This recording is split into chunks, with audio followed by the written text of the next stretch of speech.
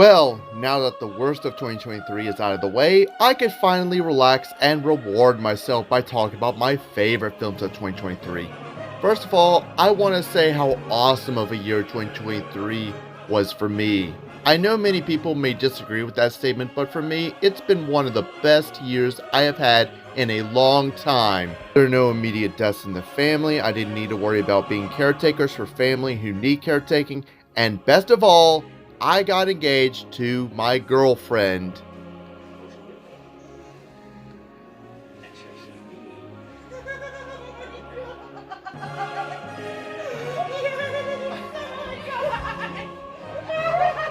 This has been a great year for me, and movies are no exception.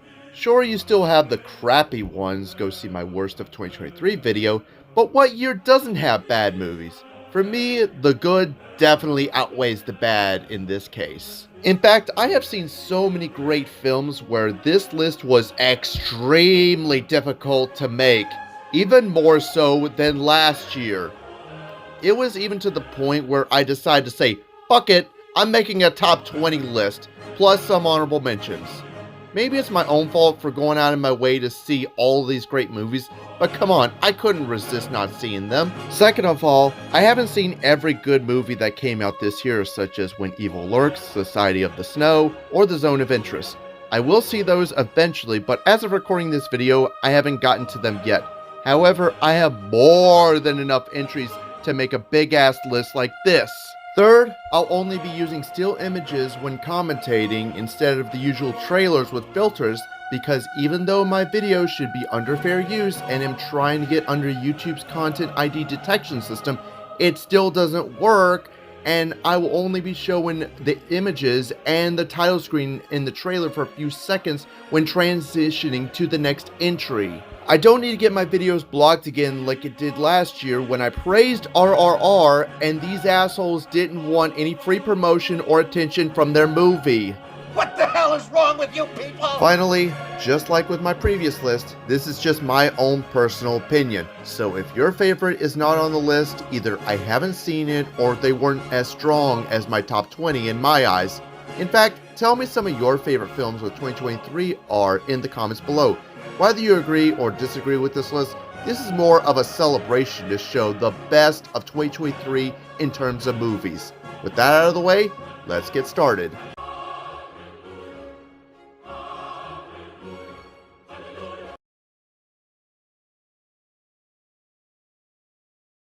It's funny that I'm making a top 20 films of 2023 list, and yet only 2 comic book films made the list.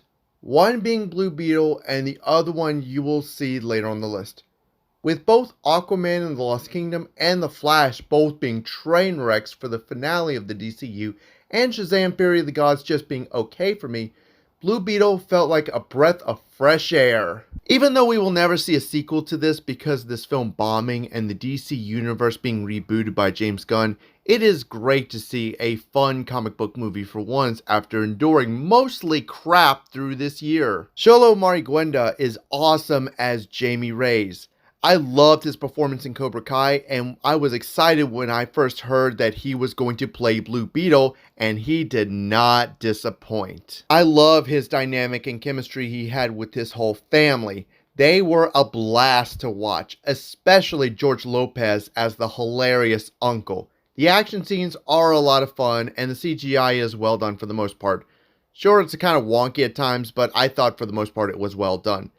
Yeah, the story is basic and the villain could have been a little bit better, but unlike the crap we got from Marvel and DC, I'll take what I can get. At least this film was fun and I cannot wait to see it again.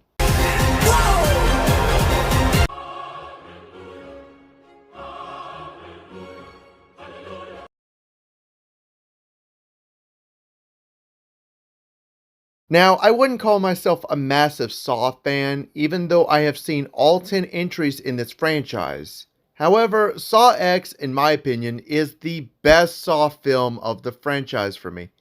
It is not a follow-up to Saw 3D or Jigsaw. It's not a spin-off like Spiral, but rather it takes place between Saw 2 and 3. It's a personal story about John Kramer where he gets back at the people who scammed him. It may seem like an unnecessary cash grab, but seeing how you see the struggles that John goes through and the heartbreak for when he realized all of it's for a lie, you really feel for the character. Tobin Bell and Shawnee Smith have great chemistry like they did in Saw 3. The traps and kills were very gruesome for the most part. Yeah, the eyeball trap that was in the promotion was a letdown, but the rest of them were very creative and gruesome, especially the trap where the guy had to remove a piece of his brain.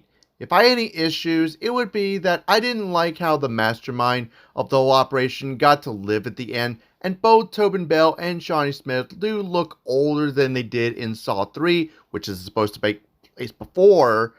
But other than that, this is still an awesome Saw entry to check out and might be my favorite in the entire franchise.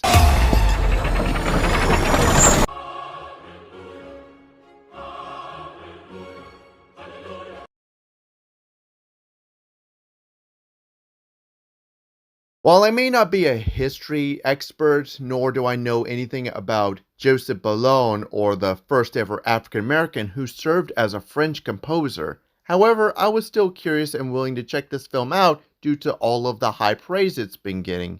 After seeing it, I could say that this is certainly a very solid film. Sure, there are some slow pacing issues here and there, but the performances were great, it was shot wonderfully, the score was excellent, and the story and the characters were very interesting. I also thought it was really funny seeing how Chevalier outperformed Mozart, to which he replied with afterwards, "Who the fuck is that guy?" I'll be honest with you, that was hilarious.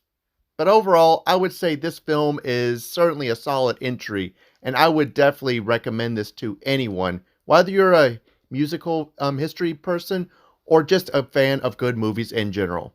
You won't regret it.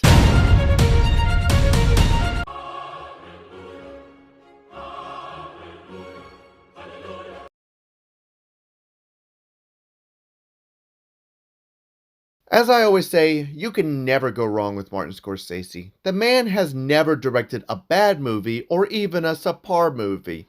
Every single one of his films that I have seen has been a knockout, and his newest film, Killers of the Flower Moon, is no exception. Holy shit, was this a great film. The acting is fantastic as always from a star-studded cast such as Robert De Niro and Leonardo DiCaprio. The shots look amazing, the story, writing, and characters are all very well done, are very well engaging, and for the most part, I was very invested. Sure, there were some pacing issues here and there, and I did start feeling the runtime just a little bit. But I will say that regardless of that, I still say that this movie is definitely worth checking out. Even as someone who has never read the book, I will say as a movie on its own, I still say that this film is still fantastic. Give it a watch. Whether you're a fan of westerns, crime dramas, Martin Scorsese films, or hell, even just great films in general, give this film a watch. You will not regret it.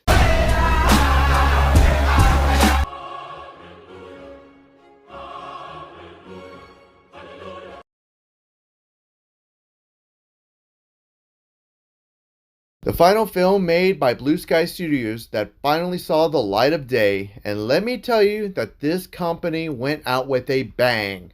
While I'm not familiar with the graphic novel this film is based on, I've heard so many great things about this film adaptation of Nimona, and it did not disappoint. First off, the animation is amazing. I love that kind of over-the-top art style that was used in the Spider-Verse films, as well as it looking almost like a comic book. The action scenes are a blast to watch, especially with Nimona's shape-shifting powers and the movement of the cameras. It is just so much fun. I also love the characters of this film. Sure, the title character Nimona may seem annoying within the first 15 minutes, but she is an energetic, rebellious teenager that was outcasted by society for being different. Chloe Grace Moretz does an excellent job voicing Nimona, and I love her chemistry with Baxter, who has been framed for murdering the Queen. They both have more in common than they both realize, where they are both outcasted by a scared society and framed for something they didn't do.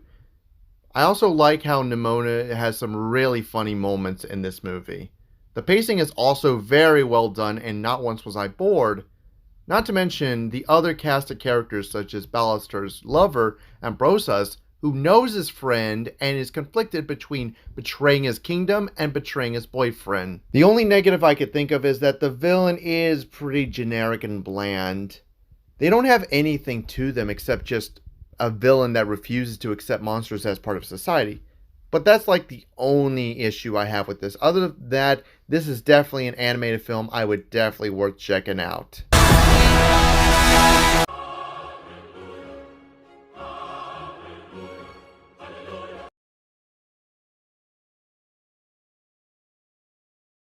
Yes, I'm sure a lot of Evil Dead fans will be screaming at me that this is so low on the list, but don't let its placement fool you.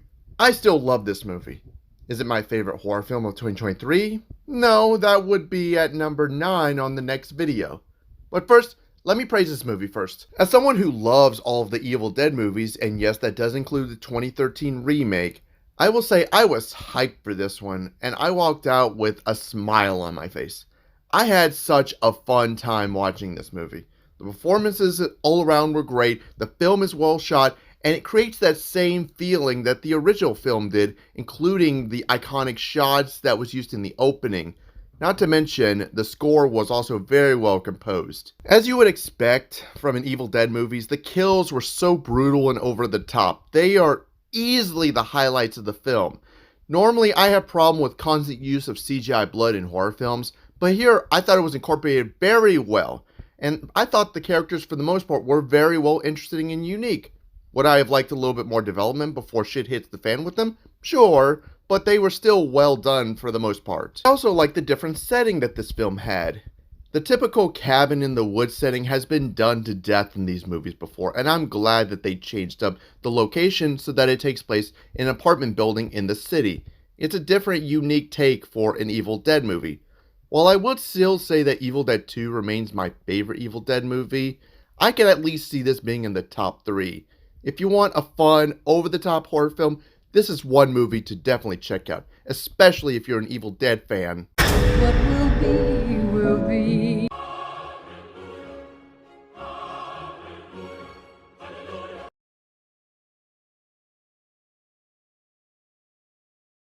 Yet another film that will probably piss some people off for not being higher on my list.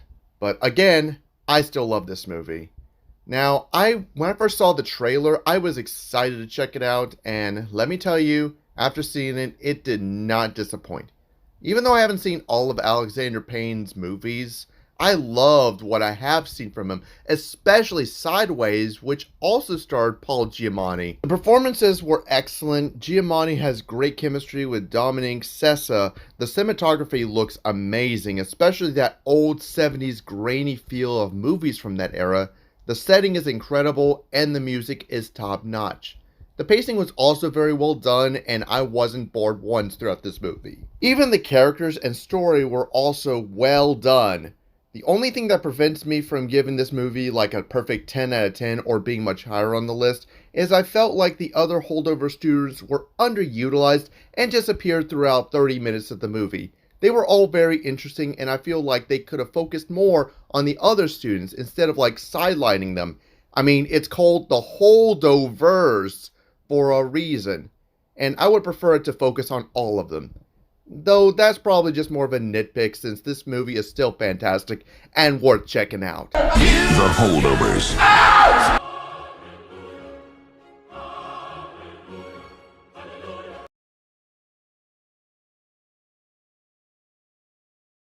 Even though I'm not a wrestling fan nor knew anything about the Von Erich brothers, I could still say that this film on its own is fantastic. Everything about this movie works for me. The acting is fantastic from everybody. Zac Efron continues why he's a good actor, and it's great to see him in a movie where he could use his talents to the best of his benefits. In fact, I wouldn't be surprised if he gets nominated for the Best Actor award at the Oscars. The rest of the cast, including Jeremy Allen White, Harrison Dixon, Maura Tierney, and Lily James, all do fantastic jobs. The cinematography, for the most part, is very good. Sure, there are some annoying shaky camera moments during the fights, and it's hard to tell what's going on half the time during that, but I also love the different shots and I especially love the black and white aesthetic look that happens at the beginning of the film. The story is very touching, from wrestler Kevin Von Erich living with a cursed family where members of his own family dies one by one.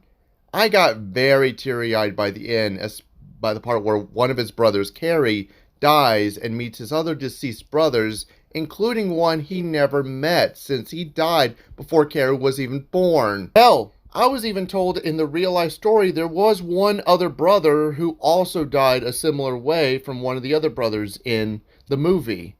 And I can't imagine what this guy must be going through. The production design, the score, the pacing, all of it is fantastic. This is overall a great movie, and I would highly recommend it, whether you're a wrestling fan or just a fan of great movies. You won't regret it.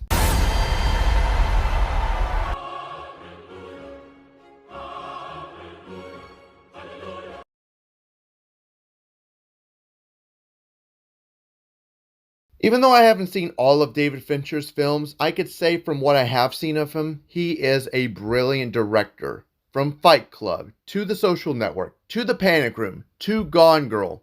With his newest film, The Killer, was announced, I was beyond excited, and after seeing it, I could say that once again, Fincher knocks it out of the park. The acting all around is fantastic. Michael Fassbender does a wonderful job as the unnamed killer. The rest of the supporting cast, including Sophia Charlotte and Tilda Swinton, do an excellent job as well. It is shot very nice, and the music is very suspenseful. The story is very engaging on a cool and solitary and calculating assassin who ends up on an international manhunt after failing an assassination attempt where he is wondering if he's losing his mind or not. Yeah, I will say that the first act does drag a bit in terms of the pacing, but after he leaves Paris, the pacing just picks right back up. Other than that, I don't really have any other complaints. This is actually one fantastic film I would definitely recommend you check out.